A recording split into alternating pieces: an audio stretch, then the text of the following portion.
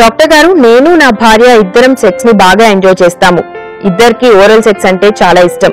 కానీ ఇటీవల మా ఆవిడికి వైట్ డిశ్చార్జ్ ఎక్కువగా అవుతోంది.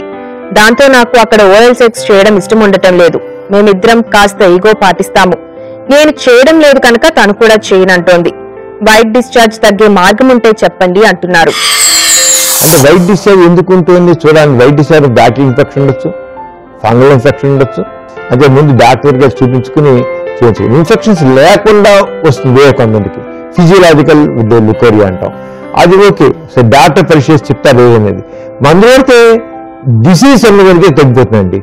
అంచేత డాక్టర్ చూపించుకుని డిసీజ్ ఉండి మందులు పడితే వారం 10 రోజులు మొత్తం పోతుంది. మాలు ఓరల్ సెక్స్ పాల్గొచ్చు, ఇద్దరు పాల్గొచ్చు, నో ప్రాబ్లం.